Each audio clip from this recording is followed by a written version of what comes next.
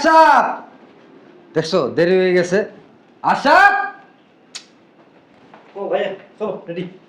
আচ্ছা হ্যাঁ ভাই চলো। কটা বাজে দেখছো? ওই বাজারে গরু কিনে আবার আসতে হবে না?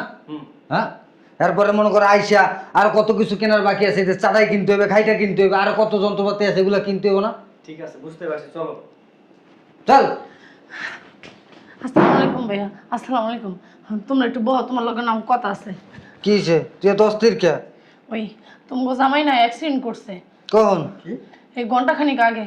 ওখানে হসপিটালে নিয়ে গেছি, ডাক্তারে কইছে 6-7 লাখ টাকা লাগবো, অপারেশন করতে হইব, ইমিডিয়েটলি অপারেশন করতে হইব।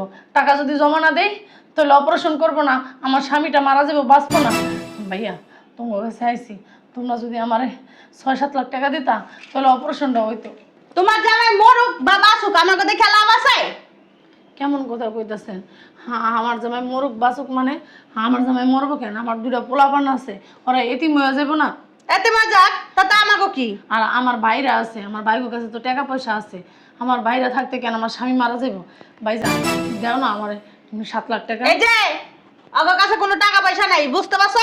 বাইরে বাঁচতে কি বলেন টাকা নাইকা? বুঝে বড় ভাইজানের হাতে টাকা, ছোট ভাইয়ের কাছে টাকা আমি দেখছি, ভাই লুকাইছে আমার দীক্ষা টাকা। আরে বাবা রে, এই টাকাগুলো তো আমাদের না, এই টাকাগুলা আমার শাশুড়ির, আর এর টাকা ওর শাশুড়ির।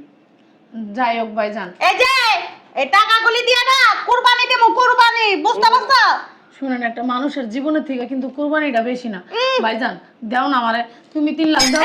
নিজে হ্যাঁ জামাই তুমি লাগে 3 লাখ দাও ভাই। বাল দিমো, এক পয়সাও দিবার পারবো না। দাও না ভাইজান। হ্যাঁ আমার কথা কি কান দিয়ে ঢুকতেছে না? এক পয়সাও দিতে পারবো না। তোমার জামাই লেগে কি কুরবানি মিস করবো নাকি? হ্যাঁ, তোমার জামাই মরলে যায় জাহান্নামে যাগা, ব্যস্ত যাগা। তোর জামাইয়ের কি আক্কেল জ্ঞান নেই? মরতে পারলো না, হ্যাঁ? বললেও তো ভালো হতো। ভাইজান কেমন কথা কইতাছো? হ্যাঁ, আমি তোমার বোন, আর আমার স্বামী তোমার কি হয়? আরে বাবা। আমার স্বামী যদি মারা যায় আমি বিধবা হব না? শোন, তোর ভালোর জন্যই বলতেছি, যদি মরতো তাহলে তোর এত পেরেশানি করা লাগতো না, মানুষের দ্বারা দ্বারা যায় টাকা চাইতে হতো না। সি সি ভাইজান, কয়টা টাকাই না তোমার কাছে চাইতে আইছি, এই জন্য আমার 2টা সন্তানটা তোমরা এতিম বানাইতে চাইতেছো। তোমরা দোয়া করতেছো আমার স্বামীটা মরলো না কেন? আর তোর জামাই তো একটা মানে ওই বলদ টাইপের। ভাইজান আমার স্বামীর থেকে তোমরা টাকা পয়সা আইনা চলো নাই কা? এখন তো আমার স্বামীর টাকা পয়সা নাই, ব্যবসায় ধরা খাইছে দেখা। এই যে এত ফাউল পেছাল না পারার সময় নেই। এখন হাটে যাইবো, গরু কিনবো, এবার সত্যি বাইরেও। শুনেন ময়, আমি আপনার সাথে কথা বলতেছি না, একটা আমি কথা আমার শুনবো ভাইগোর না। কথা বলতেছি।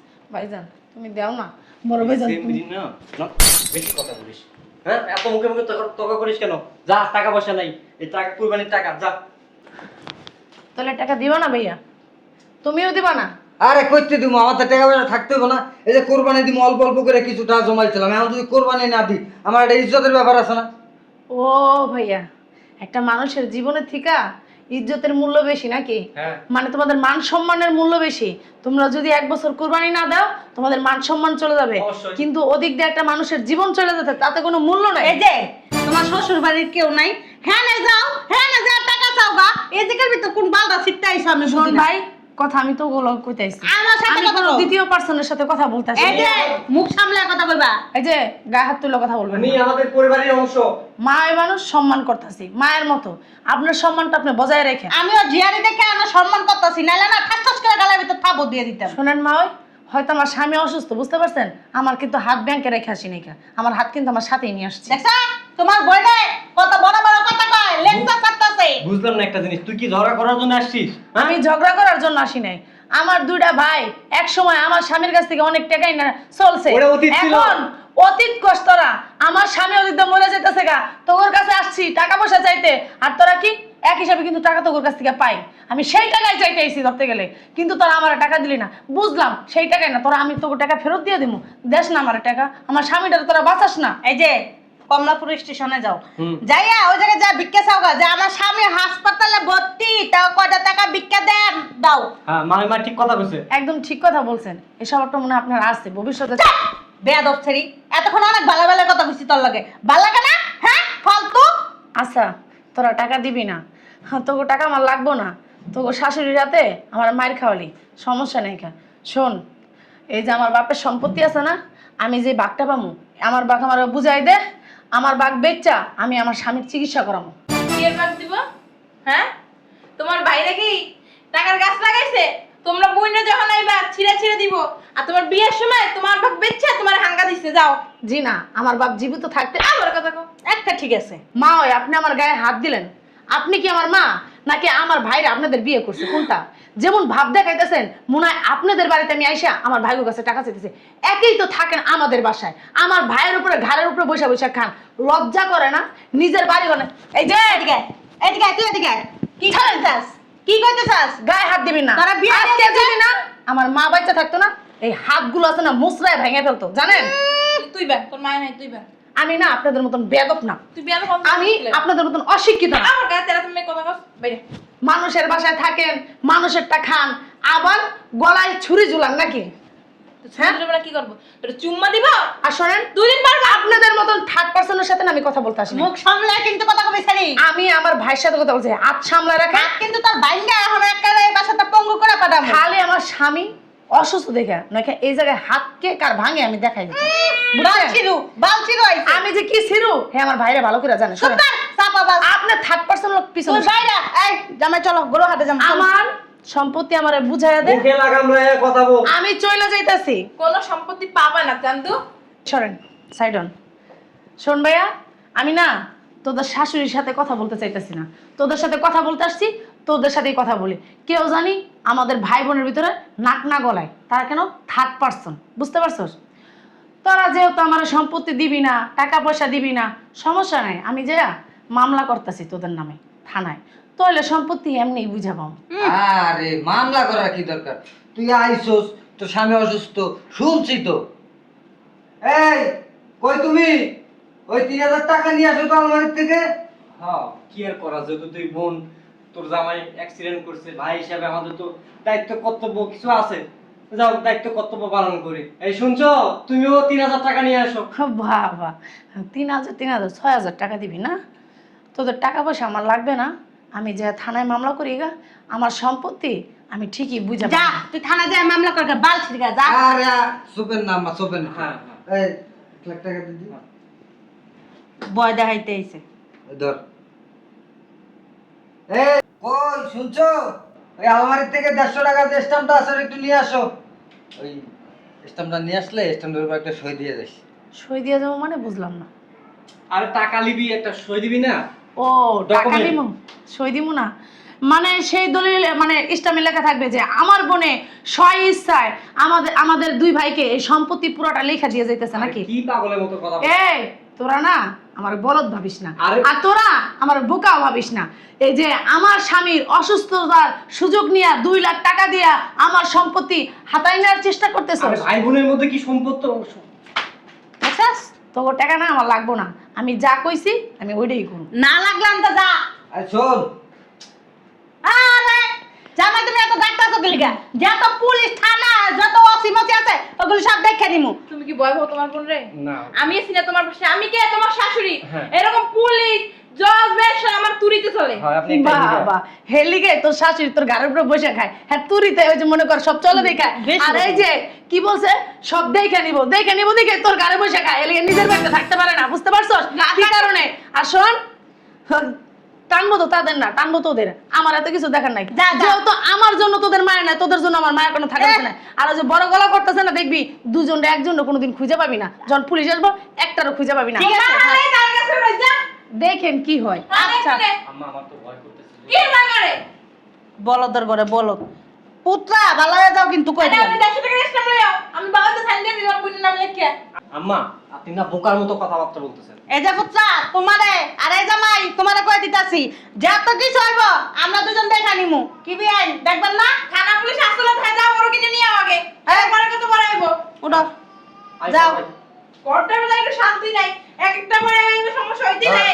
এই পাঁচটা ভারী থেকে ওর কিনে লই আইবা। আচ্ছা, ওই এসি ছাড়েন, ছাড়া বসেন, আমি আসতেছি। আরে যাও। হ্যাঁ, যত সব ফকিরনি। হেডাই দেখতে দেখাই যায় সব জাত গোষ্ঠী ফকিরনি ছোট লোক। দুদিন পর পর আইবার বিকা। ও মা ও মা বুঝলাম না। জামাই উপরে বললাম সামনে। ওই যে দেখেন সামনে। এই ছেলে আবার আইছস হ্যাঁ একটা তক্তা মক্তা বাইরে কিন্তু একটা খাতামু বালা বালা আনতা যা করে দিলাম। এমন জায়গা লাথি মারবো কারো দেখাই দাও পারবি না, কানবি খালি ফুপাই ফুপাই। হ্যাঁ আলী সাহেব, কই আপনি আসতেছেন? আচ্ছা আসেন। আসামি 1 2 3 4 জন আসামি আছে এই জায়গায়। আরো দুজন আছে ভিতরে ভাই। হ্যাঁ, আরো দুজন ভিতরে আছে, ফোর্স নিয়ে আসেন। মহিলা আছে 4 জন, এই যে মহিলা কনস্টেবলও লাগবে। আর এই যে আচ্ছা ঠিক আছে, আছে, আমি সবাইরে রাখছি, আটকে রাখছি সবাই, কোনো ব্যাপার না, বাইরে তালা দিয়ে দিছি। ঠিক আছে, আপনি আসেছি তো, আমার একটা ফোন দিবেন। কোন থানায় ফোন দিছো? আচ্ছা ঠিক আছে, এত বড় সাহস, হ্যাঁ হারামজাদা। ঠিক আছে। ওয়ালাইকুম আসসালাম। মনা করতেছি না, কথা বলতেছি। তুই বাহিরে মানুষ দেওয়ার কথা কইতেছি আমি, দেওয়ার কথা কইতেছি। তুই কোন বাড়ি একবার বারামুদিরা শালার পুত, বাইরের মানুষ আইতেছে জায়গা ভিতর বাল পাকনা। এই যে উনি বাইরের মানুষ না। কথা বলি না। এই আমার পরিচয় এরা জানে না। জানি তো, তুমি আর তালাক তো ভাই। হ্যাঁ, ওই আমার আরো একটা পরিচয় আছে, এটা কষ্ট নাই। বালার পরিচয়, তোমার বালার পরিচয় আমরা জানি লাভ নাই। ওরকম পুলিশ আছে র্যাব সিউ বাল থালা মারে যে আসলে বাল থাকে আসলে বন্ধ থাকে। তুমি কোন থানায় ফোন দিছো সেটা কও না। হ্যাঁ নামটা তো খালি আসসালামু আলাইকুম ডিএজি সাহেব। ওই আপনার যে একটু কষ্ট করে ওই আমার স্বাস্থ্যবাড়ির বাড়িতে একটু আসতে হয়। হ্যাঁ হ্যাঁ, আমার বাড়ির পাশে ওই যে সাদা গেট, বড় গেট যেটা, ওইটা। এদিকে আন। এইখানে বলে এই একটা মহিলা আছে, থানা পুলিশ র্যাব যা আছে সব নাকি ওনারে আসলে তো ভিতরে বান্ধা থাকে। আমার শাশুড়ি হয়। ওই আমার স্বাস্থ্য ভাই শাশুড়ি। হ্যাঁ জিগান, করিম সাহেব চিনেনি। হ্যাঁ জিগান। আচ্ছা আসেন তাহলে। এই যে আমার একটু মুখতে দর্শ একটু মুখতে বুঝলাম না বিয়াই। আরে মুখতে এই যে- আম্মা, আপনার থালা আরে আমার ডায়াবেটিস আছে না তো মুখতে দেব আপনার ডায়াবেটিস থাকুক, আপনার চলে দিন। আচ্ছা আচ্ছা আচ্ছা, শোন বসেন। শোন স্যার, ওনার ডায়াবেটিস তো, উনি প্রস্রাব করে স্যার। মুখতে দিলাম হ্যাঁ হ্যাঁ, থাক থাক থাক সমস্যা স্যার, নাই, পড়াইতে পারবেন না, যান। যান যান যান যান। আম্মা, আপনার নাকি থানা পুলিশ পকেটে থাকে? হ্যাঁ হ্যাঁ, আরে করিম সাহেব, করিম সাহেবের সাথে করে নিয়ে আসতেছে। আমি একটা জিনিস বুঝলাম না, অগ ভাই বোনের ব্যাপার ওরা সমাধান করবো, অগ পার্সোনাল ব্যাপার ফ্যামিলিগত ব্যাপার ওরা সমাধান করবো। তুমি কে হে? তুমি তো এরকম করে কোস, আমি কি তোর বয়সে ছোট? এই বেটি, আমি তোর বয়সে ছোট? হ্যাঁ, তোর মতো মাইয়া আছে আমার, কথা কথা কম কাজ বেশি। বলদের বাচ্চা, তুই কিছু কষ্ট কি লেখা? বাহিরে একটা আউট মানুষ হয়ে আমার গায়ে হাত দিতেছে, তোর শাশুড়ির গায়ে হাত দিতেছে। হ্যাঁ, ফাইজলামি করে জায়গার ভিতরে একদম না, নাচায় ছেড়ে দিমু সব কিছু। কি না চাবি? হ্যাঁ, আমি না ওই বেডির মতন না, ভয়ে পলাই যামুগা। আরাবিসি আছে আরাবিটি মানুষের থাকে, পুরুষ মানুষের 2টা, হ্যাঁ। আমার হইলো 5টা। বুঝতে পাঁচটা। হইব। আমরা আবার ওই আতুরি নিয়ে রাখি, ওই আতুরি আর লোহার উপরে রাখিয়া আরাবিসি রাখিয়া আতুরিতে দেই বাড়ি, আরাবিসি ভাই ফাইটটা দেবো গা। এনে বালপাক নামে করতে আইছো কে? মানে বালপাকনামি কি লিয়ে করতে আইছি? অগ সম্পত্তির দলিল সব আমার কাছে, এলে বালপাকনামি করতে আইছি। ওই মাইয়া 2 দিন পরে পরে ভিক্ষুকের মতো নাই আয়া ভিক্ষা চায়। ওরা কি প্রতি বছরে দিয়া সম্ভব? এখন কুরবানির সময় কিছুদিন বাকি আছে, কুরবানির হাটে যাইব গরু কিনতে, ফাইজলামি শুধু নাকি?